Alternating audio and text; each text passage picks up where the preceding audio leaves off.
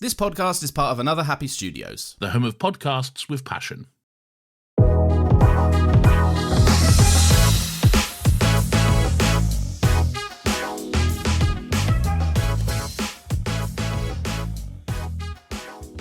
Hello and welcome once again to Talking Pictures Podcast. I'm your host David and joined with me as always my co-host Brian. Brian, how are you today? We're protesting this one again. I am glad that we're doing a protest because what was the last one that we protested? Scream. We protested Scream. But I'm glad that we're protesting now against Moana, the new Moana 2026, the live action remake. Because you know what? Not everything needs a remake, especially when the movie's only 10 years old. You mean you don't want to see a live action Maui played by Dwayne Johnson wearing a wig? I don't, surprisingly. I don't really want to see Dwayne Johnson. End of sentence. Ah, come on now. Like, Dwayne Johnson was once upon a time franchise Viagra, right? He was. Yeah, he was. That doesn't mean I want to see him. Did you not see what he did to the Fast and Furious franchise? That doesn't mean I want to see him. There are some things he is good in, though. I'm waiting. Yeah, come on. Yeah, I'm going to leave that pause in. I'm waiting. I'm waiting for you to say, yeah, Brian, like what? Yeah, Brian, like what? Like Snitch. What? Like what? Snitch. What's Snitch? It's him pulling a few jobs to get his son out of jail. Never even heard of it. John Berthold's in it. Okay. I've never heard of it, so I can't say one way or the other. He was very good in Rumble in the Jungle, or the Rundown, I think it is. What's that? Or Welcome to the Jungle. He plays like a fixer trying to bring Sean William Scott back home to his daddy. Never seen it, so I can't speak to it. It's actually a fair fun movie. It's probably my earliest introduction to Dwayne Johnson. Mm-hmm. And Maui. Mm-hmm. Maui. He's very good at Maui. Yeah. I'll agree with you on one of those, yeah. Maui. Which one? Maui. He's very good, isn't he? Yeah. And guess what I don't have to do? What? See him. I think I remember thinking about this. Yeah, like, this is perfect casting, honestly. Like, I think he's obviously inspired by his father or his grandfather. Mm-hmm. Yeah, don't get me wrong. Listen, 2016, Dwayne Johnson, he was everywhere. You unavoidable. You could not. He was Pedro Pascal in the mid-2025s. Mm-hmm. Mid-2020s. Mm-hmm. Yeah, not the specifically the middle of 2025. Pedro Pascal was everywhere. But listen, right, before we get things going, I want to just say we are, of course, doing the original Moana, the 2016 animated version, because the newest live-action remake has come out this week. Was it this week? This week. We said we would like to do Moana, but we're not going to do the live-action one because, essentially, from watching the trailers, it's just going to be beat for beat exactly the same, and you have to go, why? Why are they making these live-action ones other than money? Because Dwayne Johnson needs a kicker in his salary. Yeah, it's money. That's it. It was the same with the How to Train Your Dragon movie that came out last year. Mm-hmm. We didn't do that, but like, what makes doing it in live action better than the animated version? And there's nothing in the How to Train Your Dragon movie, and without seeing Moana, we're pre-recording this without having seen it, I'm going to wager nothing. There will be nothing that will be done in the live action Moana movie that is better than it is in the animated version. I don't think I'll ever feel insulted by a live action being made from an original animated movie until they do it to any given Pixar movie. Yeah, because Disney have done it to a lot of their... I have a list, actually. They've done it to a lot of their animated features. So from the Disney Animation Studios itself. Like, this is in the same timeline of the likes of Cinderella, Snow White, and Sleeping Beauty. Like, this is going back ways. It's like 2015, I suppose, that was when Cinderella did it. And it's interesting because I also kind of put that as the start of this remake era. Yeah, so do I. But it's not when it originally happened, because don't forget, like, the likes of even 101 Dalmatians was remade. 101 Dalmatians, and then Alice in Wonderland and Maleficent all came before that Cinderella renaissance, where you had Cinderella and Jungle Book and Beauty and the Beast, and then Dumbo, Aladdin, Lion King, Lady and the Tramp, Mulan, like so many of those. But I do agree with you that Pixar, there feels as though there's something a little bit sacred about Pixar if they did a live action Pixar movie, they would lose me entirely. Like, I would have to put my foot down and go, I'm not watching anything further that you make until you have to earn my trust back again. But I'm not going to see these things. Yeah. Like, don't get me wrong. Pixar is better than the Disney Animation Studios catalogue. But when it comes to the likes of certain movies from that category, Wreck-It Ralph and Ralph Breaks the Internet are high up there in the ranking. I never expect to see remakes from them. It's more so the Disney princess based or the adventure kind of film they'll do remakes of. Do you know there's one thing I would like to see if they have to do a remake? What's that? Imagine if they remade Toy Story, but all they did was update the graphics to the likes of the Toy Story 5 graphics. Like, keep it exactly the same, the story the same, all the shots the same, just update the graphics. In the same way that, like, say, a video game remake is just updating graphics. You mean don't make all the kids look like Andy? Pretty much, yeah. Remove Andy's hair. That's one kid that's at the party. I think just remaking, but updoing the graphics to a different level. Yeah. I would be fine with that. I don't know. I'm happy to keep it the same. I think seeing the age of the animation in certain movies shows. Oh yeah, well you're not deleting the original version. But if you have the boat up, well then, like, I don't know. I don't know how to feel about that. Well, the exact argument can be made for that as well with Moana. We're in 2 months' time, Brian. We will have. If you go on to Disney Plus, okay, let's say 6 months' time. No, it's going to be It's 2 months. We go on to Disney Plus, and it says watch Moana now, and you have both options. You're going to watch. You can watch the live action version, or you can watch the animated version. Which one are you going to watch? I'm going to watch the one where I feel like I want to see an alternative version of a given sing-song scene. That's it. That's the But that's the song. But that's the song. That's YouTube. That like if you were going to sit down and watch Moana, which one are you going to put on? If I have kids, which one am I going to put on? I'm going to put on the animated one. Which one are they going to watch? Which one are they going to want to watch? Probably the animated one, because they're kids. They are going to watch the animated one because you're going to sit them there and you're going to say, "Watch this. Watch this." Yeah. This is homework. This is what matters. This is what matters. Don't be doing that multiplication and division. This is what matters. You're not going to use that in life. You're going to use this. That'll be me. Very strict parent. Yes. So that's why we wanted to do, anyway, this looking back on the 2016 version of Moana instead of doing the live action one, because what's the point other than money? This one has more purity to it. And I feel completed now. I can die a happy man knowing that we'll have a podcast where we did do this Moana when once upon a time we just had the sequel on it. We had Moana 2, episode 99. And I'm going, didn't really like that one. Don't like that we have on the podcast, and yet we don't have the better Moana movie, this one, on it. And it could not have happened at a better time for this protest. The perfect reasoning behind doing it, I suppose, isn't it? Yeah, like it kind of makes the protest special. Like, no, we're not going to be talking about the current one. We're going to talk about the original, let's say, because it's just the best, isn't it? Like, how do I put this as another example? A movie that we did, like Toy Story 5. That's dangerous, man. That's dangerous because we're pre-recording it before Toy Story 5 comes out. An original draft of Toy Story 5 had Woody not in it. And let's say we got a Toy Story movie that had no Woody. I'd be stomping my foot and saying, no, can't do that. We protest. We're talking about Toy Story. Yeah. That's an example. Didn't happen because Woody is in fact in Toy Story 5. You want to know our thoughts on Toy Story 5 as a whole? We did that episode. But yeah, only like a couple of weeks ago. Yeah, I know. It's great. Time travel is an amazing thing. It only exists on our podcast. But I remember watching this in cinema in way back yonder. And it's one of the earliest films I can recall where I got popcorn. And it just got to an early point in the film where I felt like I can't eat this. There's too much water on the screen.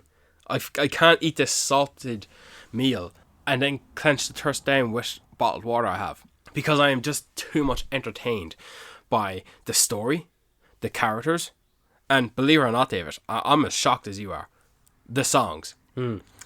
When I go see a musical, whether it be any other movie that's not a Disney animated film, I'm half expected to cringe and going, and it just takes me out of it. And I question my existence in the first place.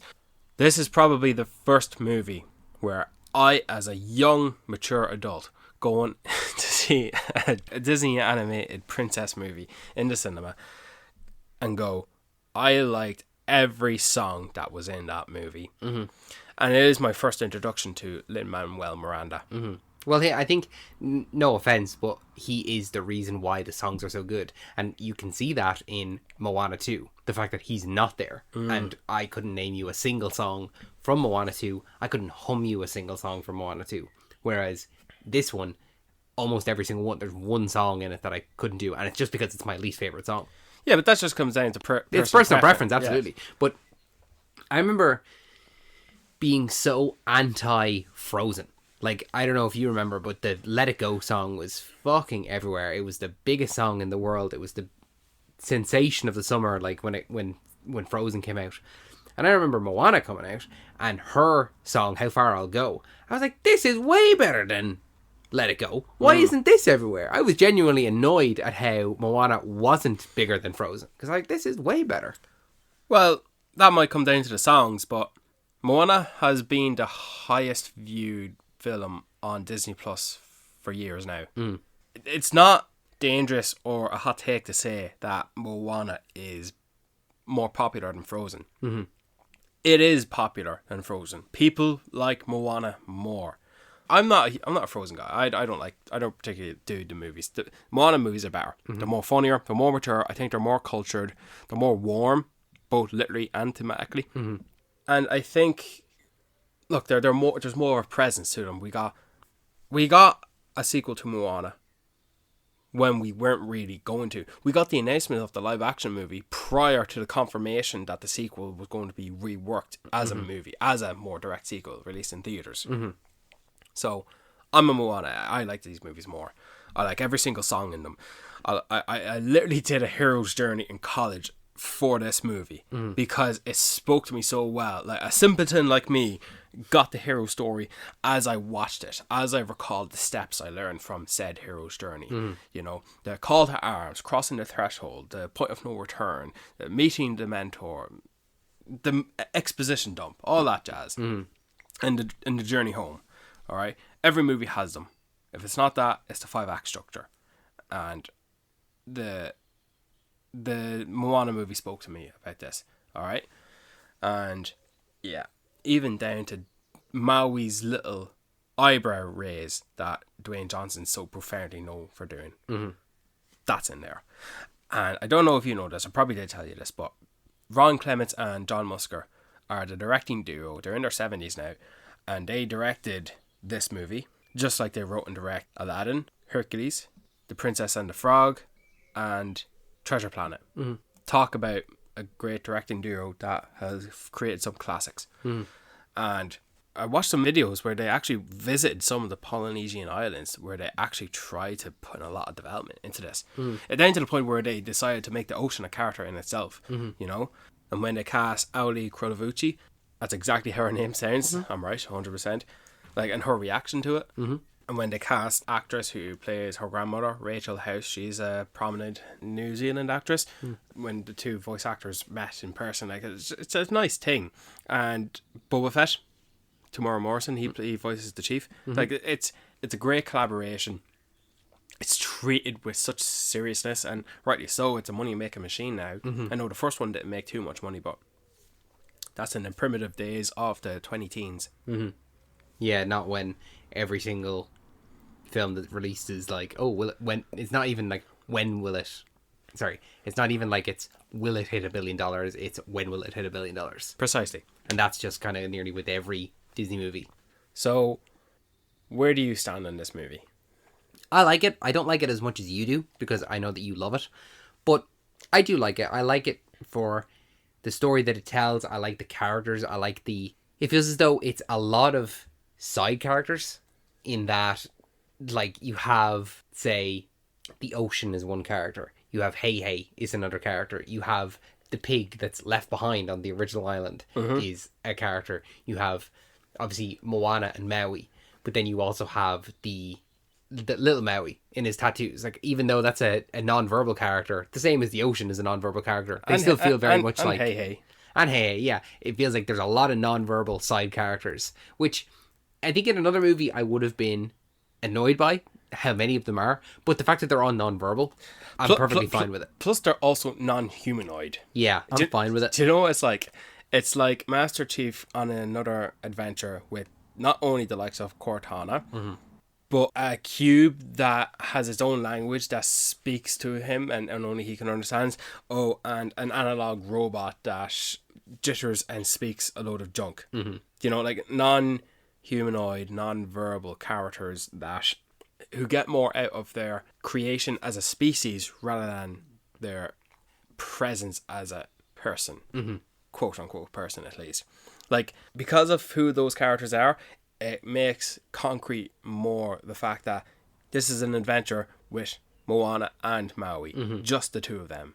You know, it makes them as a pairing more so than anything else, because the chicken, he's the animal sidekick pet to the and princess he's not even, that Moana is. He's not even. I don't even think he's that, because I would think that the pig at home way more fits the trope of the animal sidekick that the princess has, because it's a pig that essentially is a dog. Yeah, you know, I think that any good animal sidekick is essentially a dog, but just in another animal's body. Like, it's even Tangled, the horse is more of a dog. But she's got the lizard. The lizard, yeah, is more of a dog. Like, I think any animal sidekick essentially has the personality of a dog. Yeah. But you can put it in any animal is fine. So I think that leaving that one at home and instead bringing the bumbling idiot, the dopey or the Olaf along on the journey instead is a good subversion, I think, of the princess trope. Because even Moana says, because Maui calls her a princess, and she says, I'm not a princess, I'm the chief's daughter. And he's like, yeah, same difference.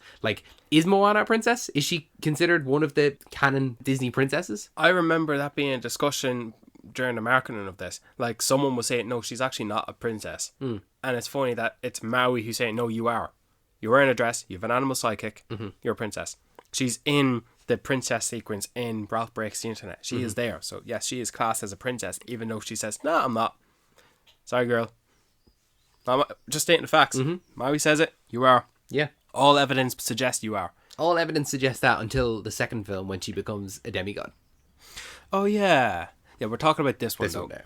Yeah. So I like it. And, you know, I think that the songs stand the test of time. I think that there's so many good ones. It's very easy for something like Frozen to do one great song that takes the world by storm. Yeah. But to have the entire soundtrack of Moana and every song is as good as the next. Even the instrumental non-lyric moments. The non-lyric songs where it's just the instruments. Like, that's... They capture my attention more than anything. Like, Let It Go. Yeah, it's a great song. It took the world by storm. Only song that did it from giving me... It's what made the franchise. Yeah. This movie made the Moana franchise. And, you know, I was talking to you the other day when we were seeing Disclosure Day, and I said about, like, there's certain songs and there's certain moments in songs that, like, they scratch an itch in my brain, because we were listening to As You're Driving, Footloose came on, and I said that the line was like, you're burning, yearning. I was like, I really like the way that said, but I have one in this film, actually. What's that then? Or do you want to say that for... No, I'll say it now, because I brought it up. It is in the I Am Moana, in the reprise. Yeah. Where the way she sings I Am Moana. Where she... Before she dives into the ocean, it's like... It's the best sung line of the entire film. It's not just that she says it and the emphasis she uses in her pronunciation of the words. The quote unquote camera pans back, making it a wide shot, and she like steps forward a little, like arching her back, and she's like, her back foot is on her toes, and she says it with such strength and solidarity. It's the whole meaning behind it, is because she's been given this thing, the tasks by her grandmother, and she's like, to tell Maui, like, I am Moana of Motunui and you will do this. But this is like the first time where she kind of believes in the words. She's like, I am Moana. I like the whole idea which she was saying, I am Moana of Motunui. Maui, you will board my boat and sail across the sea and restore the heart of Te Fiti. Remember, I did a presentation on this. It's funny how something so simple can have such strength in it, because she says the same words again, except she says, I am Moana of Motunui. Aboard my boat, I will sail across the sea. Like, it's so simple, like anyone can do it, and yet I feel like no one but the likes of maybe these guys or even Lin-Manuel Miranda. Sometimes I feel like Lin-Manuel Miranda created this movie, has the foresight to create something so simple and make it feel more stronger. It's doing more with less, in my opinion. All it is just changing a word. Yeah, pretty And much. it completely changes the whole, everything about the character, really. Yeah. I'm trying to think if I like any, essence, Yeah, any individual. moments of lyrics being sung.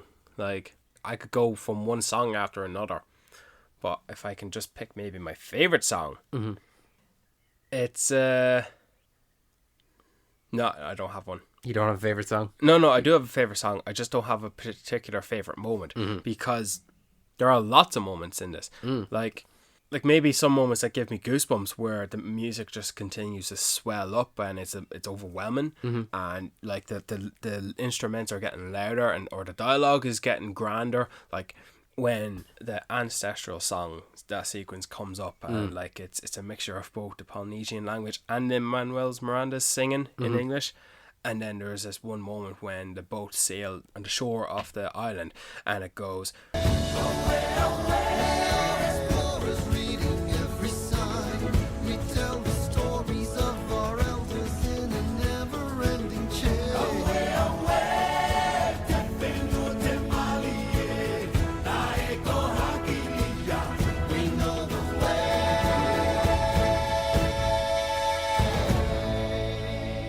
that moment gets me a little going, like there's a lot of goosebumps going on there, like, but then some of the imagery as well, like when Moana is singing How Far I'll Go. Every turn I take, every trail I track, every path I make, every road leads back. Which she's taking each step and it's going and changing Different- the background. And Yeah. and where does it lead her? Up to the top of the mountain. No, it goes to the shore, and then she denies it, and then And then she goes back up. Yeah, up yeah. to the sorry. mountain. It's like she's telling a story in that song. Every song is a story in this, and she's having inner turmoil.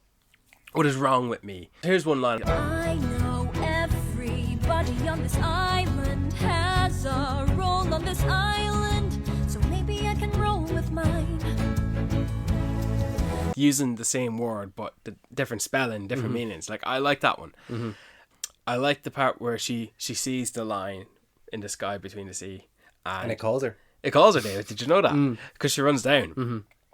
And there's this one shot where she runs past the hut where her chief's hat held. Yeah, she denies it. Yeah. Yeah, she's avoiding it. Like, she's doing what she loves. And I like that her impulse is calling her onto this adventure quest, to the point where she's leaving on she's crossing the threshold, she's leaving the island prematurely, and like, wait Ahead of the story. Yeah. like, wait a minute now. She hasn't been given the task yet. Yeah. She wants to just go out there, because it's not that the call to action is what gets her to go out. She already has that call. Like, before there's an actual call to action to go and start the journey, she already has that desire to do it. Yeah. It's just that she's waiting on that real... She's waiting on the MacGuffin. The reason to go and do it, because she is looking, and like, had this MacGuffin have never had came, I do think that she would have left, because she attempted to leave. Yeah, the way you stopped her, like the ocean said, no, not yet. Not yet. You haven't had your wise wisdoms talk yet with your mentor, and it's kind of funny to see how far they'll go with that commitment to get her onto the sea, and then to pull her back, and then dishearten her, her quest for it, her love for it. It's like, all of a sudden, yeah, my father was right, I shouldn't go do this, because she was turned back like a motherfucker. And then she has her little chat with the grandma. And I love the grandma, I'll be honest with you. Honestly, do you know what? The thing is, the first time now I've watched this movie, and I'm going, you know what? Prequel. With just her, yeah. With just her in her younger years. I think, like...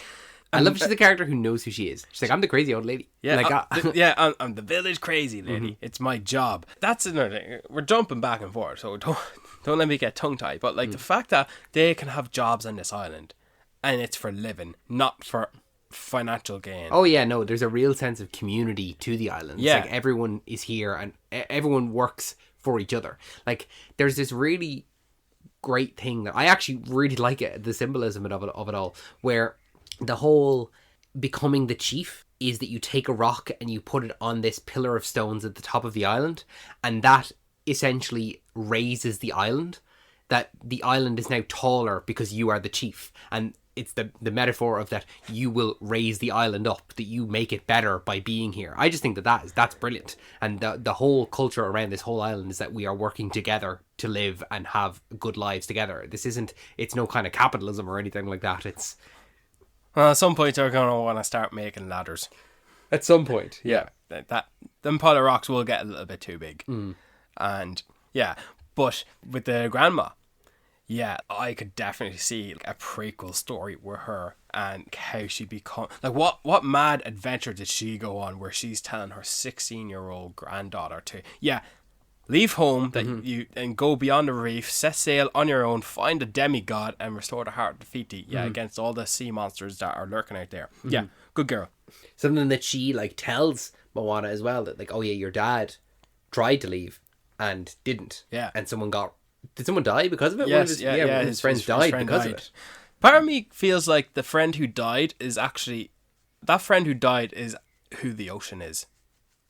Okay. It's an unofficial like. It's a fan theory. It's a fan theory for me. Yeah, like her father's friend, like he died in the ocean and therefore he became one with the ocean or some stupid shit like that. But like I kind of like the idea that the ocean he's a friend of Moana because. Oh, do you feel as though the ocean is a he? I always think the ocean is a she. No way! Really? Yeah. I don't know why. I just did. I always thought the ocean was a he. No, I took it as a she. Really? Maybe we can just refer to the ocean as a they, them. Non-binary ocean. It.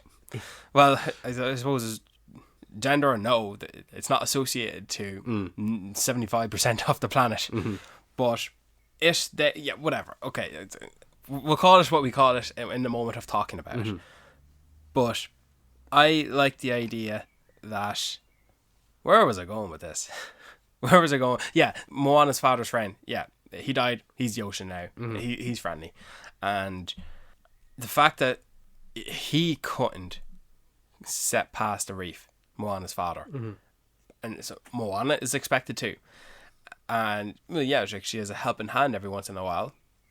In mysterious ways, like the ocean definitely could have just restored to her himself, or itself, or they self. Do you see what I mean? So I'm just going to say what I say. So the ocean could have done it themselves. But no, they can't do it all the time. Like sometimes they'll forget, oh wait, I can help, and they'll stop Taka throwing a lava bomb at Moana. It's like, yeah, I can stop that, I can contribute. And then, oh yeah, Moana, you need help, I'll bring you to shore. The ocean helps to speed things up in a particular moment, in a short time stance moment. Like, well, I don't know. I think the ocean helps in the way that it makes the most sense too, because even in the scene where she falls off the boat and she's asking the ocean for help, and then the next day she wakes up on the island with Maui, like in that moment it appears as though the ocean isn't helping, but by not helping, that's what leads her to Maui. So I think as though, even though the ocean may not have a direct impact or may not be acting physically in that moment, it is still helping in a general sense. Like, it knows if I do nothing here, she'll wind up on the thing with Maui, and that's what needs to be done. So it's like, so I'm going to wait out here. I'm just not going to do anything. I suppose you do need to get lost to get where you need to go, where no one else has been. But, okay. Is that from Moana or Pirates of the Caribbean? Pirates of the Caribbean, Yeah. to be fair. Like, goes to show how much we like those movies. But yeah, Grandma. I was even thinking about what she looked like when she was younger. Like, I take a mixture of Moana in the second movie and Moana's own mother. But like, just a young, like, I'm sure someone's done an AI job on it somewhere. But yeah, I think she's worthy of her own little story. Like, I'd like to know who she was when she was younger. She's that good of a character. Even her dialogue. When she comes down to Moana and she checks her foot that she injured, and you're going to tell me, Dad, I'm his mum, I don't have to tell him anything. And Moana's like, having a talk, oh, I can't do this, I'm going to go put my rock on the thing. And okay. And like, why aren't you convincing me not to go otherwise? Do you want me to? And it's like, by not saying anything, that in itself is the words of wisdom that Grandma's given to Moana. It's something similar to Yoda trying to teach Luke by not presenting himself as Yoda. Yeah. Do you know? Mm-hmm. And it's kind of like the there's something I'd like to do when someone asks, like, should they do something, or they're trying to figure out something in their lives, and I give them this piece of advice, and I go, are you trying to convince yourself not to do it, or are you trying to convince yourself to do it? Are you looking for reasons not to do it, or reasons to do it?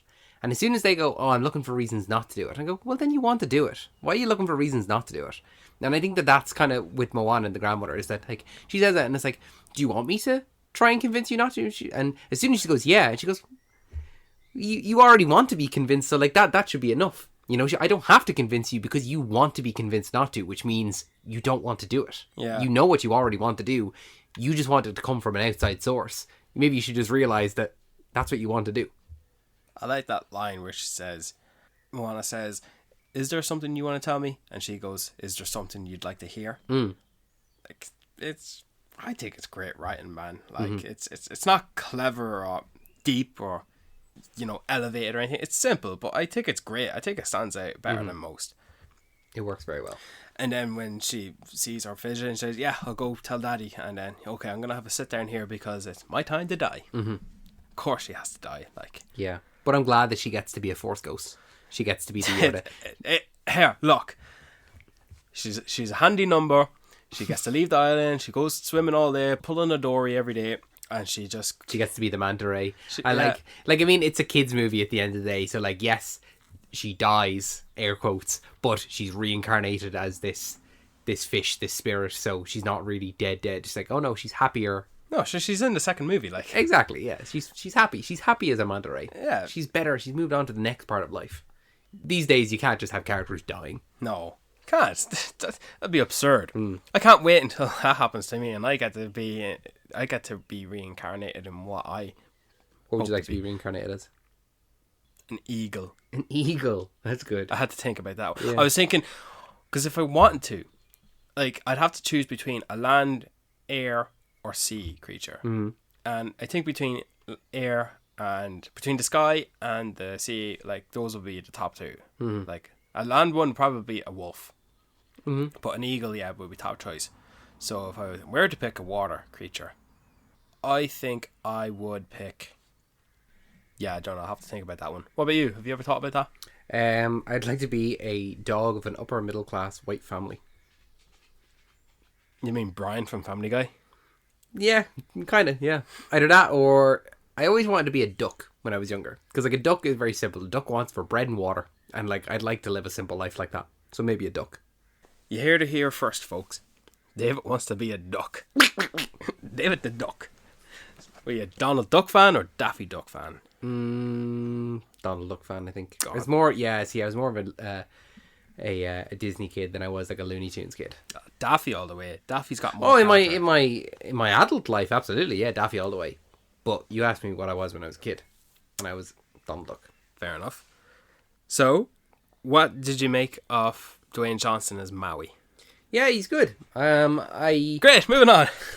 The only thing with your prequel idea of seeing Moana's grandmother is that I don't think that Disney would want to do any kind of Moana property and not have Maui in it, because Maui is the mystical aspect of it, and I think that he is something that kids like as well, is to have him there. But because we're introduced to him in this, and he's been stuck on this island for thousands of years, you can't have him on some adventure with Moana's grandmother or anything like that. So you're essentially you'd have to create a story with the grandmother and others. Exactly, yeah. Maui. So in a way, it's like you're telling the story from the world of Moana, but you're getting rid of both Moana because she physically cannot be there because it's her grandmother when she's younger, and you're taking Maui out of it because it takes place before he's found on the island. Well, David, gosh darn it, if Obi-Wan Kenobi can square off with Anakin Vader again in between the events of episodes 3 and 4, I think Moana's mother can definitely go beyond the reef just a bit. At the very most.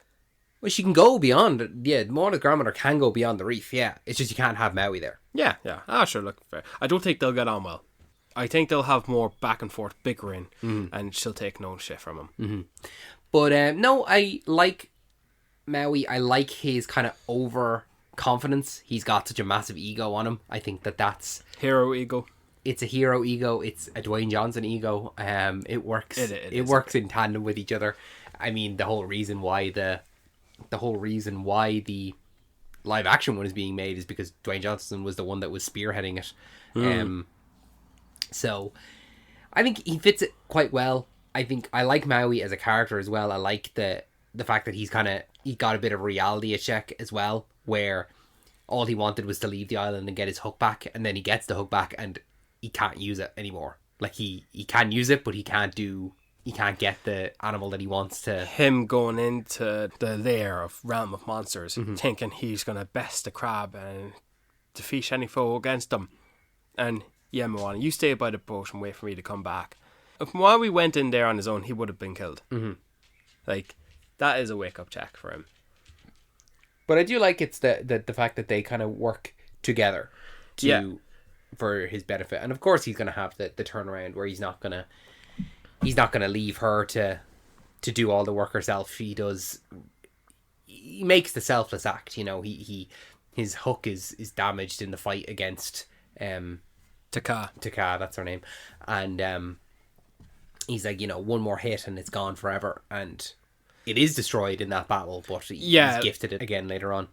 Yeah, but you know, he still did leave her. He still did leave Moana on. He did, but I mean, Han Solo left Luke Skywalker, but he came back in the battle. You're not going to hold it against Han. Okay, fair enough. You got a good point there. All these Star Wars references.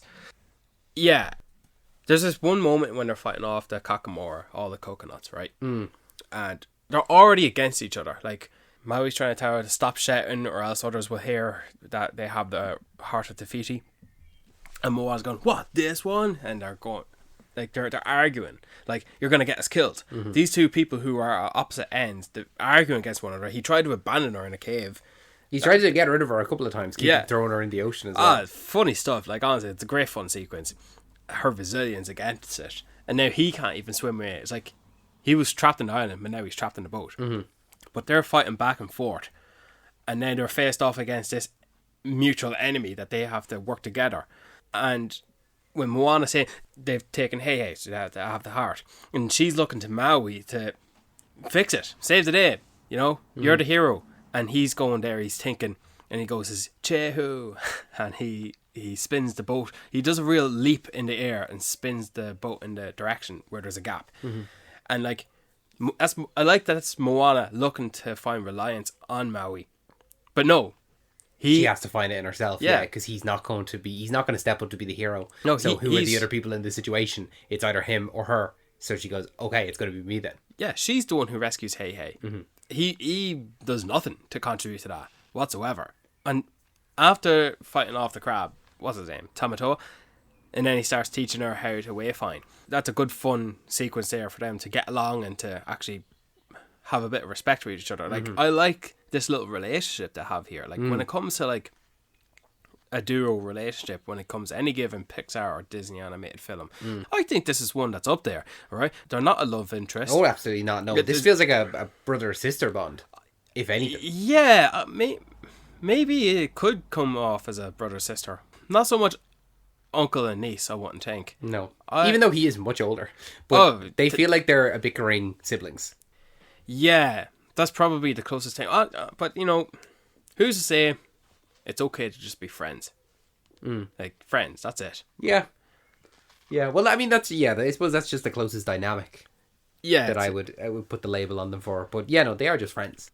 I know you said there is a song sequence you don't like in this. Do you want to talk about that? Well, it's not that I don't like it, but it's just like it's my least favorite, and I don't think about it ever. Or like, if you said you fast forward it. I don't fast forward it. No, if I'm listening to songs and it comes up, I'll skip it. I don't fast forward through the sequence. No, I wouldn't do that. What do you make of the character then, or the Jamae Clement voices him? Yeah, it's Shiny is the one. I think maybe just like it's a sequence I don't care for. So right. So I don't have any strong opinions on it one way or the other. Like, it's fine. I don't hate it, but I don't care for it. Okay. You? when I was listening to the songs on YouTube prior to the movie, I think, or maybe it was after, it wasn't the popular one. But I think it's catchy, if for nothing else. Like, it's got a good catch to it. Like, the dialogue, the instrumental moments, and then even with the breakups, like, when during a musical montage or a sequence where they're singing a song and they're telling the story through song form, but then song stops singing because characters are talking or action is happening, and then song proceeds. Things like that. Like, it's well broken up, I thought. How Far I'll Go is another one that's broken up as well, because Moana's father starts talking to her. What is her favourite song then? It's the How Far I'll Go, and then the reprise of it later on. Yeah, it's a classic one. It's a great one. It's that followed then closely by You're Welcome, and then followed that by Song of the Ancestors. Yeah, it's a good sequence as well. You're Welcome is my favourite. And that's fair. I would say that it's the most upbeat of all of them, and it's the most fun one to sing along to. Yeah, it's a crowd pleaser. Yeah. It's Dwayne Johnson's one. Mm-hmm. Before that, when could you say that Dwayne Johnson sings a song that you like? Mm-hmm. Like, I don't recall him ever singing before this. And he sings it so well. Like, Lin-Manuel wrote it so cleverly well. It sums up Maui from his own perspective up to the point where you need to know. Like, everything he does. Yeah, for it's Maui. all backstory, really, isn't it? And what he's like, yeah. But yeah, I think that's where Lin-Manuel, though, like, that's where he lives and breathes. Like, because that's where, with Hamilton, that's where he got famous, and that's all rapping. Yeah, pretty much. So, and a lot of You're Welcome is a rap. It's a rap, or at least some form of like rhyming. So, like as Christopher Nolan would call it, which is why he cast Travis Scott in The Odyssey, because contemporary rappers are they're poets of the modern age. Yeah, exactly. So, with Maui's song, it being all backstory, each lyric. Each verse is its own little short story. You want to see a 5-minute story of Maui trying to lasso the sun, short story of him pulling an island from the sea. We actually do get that in the sequel. Or making food from coconuts or planting trees. Anything really. It's a great song. It's a great catchy moment, and the fact that they keep bringing it up again in fun ways, like what can I say except we're dead soon, or he genuinely says you're welcome to Moana when he actually does help her out in the end. And yeah, he does the selfless thing where his fishhook does get destroyed and he's singing the warriors chant where he's about to get killed from Taka. I watched this movie this time around thinking, okay, did they deliberately hide the little spiral on Taka's chest to not give away that it's actually Te Fiti, or is it just not there until they need it to be there? And it's the latter. It's not there until it's blatantly revealed. Oh no, this lava monster you're fighting is actually the green giant goddess. But yeah, good movie. Yeah, I like it. I think that it's a great one to protest on. It's a great one that, like, if I was a parent or if I was like looking after one of my young cousins or a niece or nephew or something like that, I just go put Moana on, and you don't have to think about it. You don't have to go like, oh, is this gonna terrify them or something like that? Yeah, the battle at the end is a little bit scary, but like maybe if the kid was 2 or 3 years old, but like anything older than that and they're grand. It's funny, it's heartwarming, it's fun to sing along to. It's just a good movie. Yeah, that doesn't need to be remade. Back to what you said though about the chicken and hey, bringing Alan Tudyk along the journey as opposed to the pig. I prefer that. I prefer the chicken over the pig, and like I think that both animal companions in the second one on the journey. Yeah, I think I'm the pig is cuter, so I wanted the pig. I'm a sucker for the cuteness factor. Yeah, but there's something about Hey and the stupidity that is just there ever. It's just consistently there. Every time he's pecking away, eating food, he's pecking away literally next to the food, eating nothing. Walking off the boat so many times to the point that the ocean gets fed up of it and he starts slamming him in the basket, slamming in the cockpit, and then slamming the latch over, you know? But yeah, everything in the whole movie that I just love so much. Like, I think it's a great movie. I give it 5 stars when I reviewed it, and I'll keep it at that. And the fact that we've done Moana 2, and obviously we weren't as hot about it as we are Moana 1, would that dampen your excitement if they announced a Moana 3? I am looking forward to a Zootopia 3 more than a Moana 3. Okay. And if we had asked that of you 3 years ago, it would have been the exact opposite. Oh, yeah, You would have polar been opposite. Like when this looking movie, forward to Moana 2 as opposed to Zootopia 2. when this movie ended, and like she's setting sail, leaving the island, grandmother, or at least one of the species, is going along the way, gets a glimpse of Maui, literally leading her people on as voyagers, and the movie ended, and I'm going, my popcorn is half full, and I want more. More of the movie, that is. You saved that half popcorn for the... I'll save it for the half popcorn if I must. I didn't think I would have had to wait to 2024. Yeah, 2024. So I think if they want me to get hyped for a Moana 3, they either can't, it's too late, the damage is done, or they get Lin-Manuel Miranda back on. That's fair. Yeah, if he was back, then that's obviously a vote of confidence. I think announcing Moana 3 just as a movie as opposed to a Moana series that then becomes a Moana 2 might help. So... Yeah. Do you know, they did say they were going to do a Tiana's TV show on Disney Plus. That would be like just a sequel series from The Princess and the Frog. I think that's been shelved, cancelled, cut out from the depths of the earth now, not to happen. That's another good one. That's got a good few catchy songs now. Princess and the Frog? Yeah. Still haven't seen it. Say what now? Still I'm haven't seen pretty sure it's recorded in this podcast history that you said you would watch The Princess and the Frog. I will, yeah. And you still haven't. Yeah, there's a lot of movies to watch. I haven't gotten to it yet. And well, look what you're doing. Watching Scary Movie of all things. Oh, I know, yeah. Oh, what a waste of time. Are you happy with that? You want to wrap it up? Yeah, I'm happy with that. You're making me want to revisit pretty much every movie now these guys have directed. Then that includes the likes of, I want to talk about Treasure Planet, and I want to talk about maybe The Princess and the Frog. Well, you know where would be a great place to talk about movies Where? like that? It would be on our other podcast called Saturday Morning Cartoon Club. Wink, wink, nudge, nudge. Wink, wink, nudge, nudge. So if you haven't already, make sure you subscribe to that. We'll put the link for that down in the description below, as we always do. But we've new episodes of Saturday Morning Cartoon Club on the last Saturday of every month. So make sure if you haven't already, you're subscribed there to never miss an episode. And you can also subscribe here to never miss an episode of Talking Pictures Podcast. We have new episodes every single Wednesday. So make sure you're subscribed to us here, or you're following us on all of our social medias. They're down in the links below. This podcast is brought to you by Another Happy Studios. So make sure to check out all of the other podcasts in our network. Those can be found at anotherhappystudios.com or on the Another Happy Studios YouTube channel. Brian, any final words before we let these people go? Genuinely, this movie has made me want to visit the Polynesian Islands.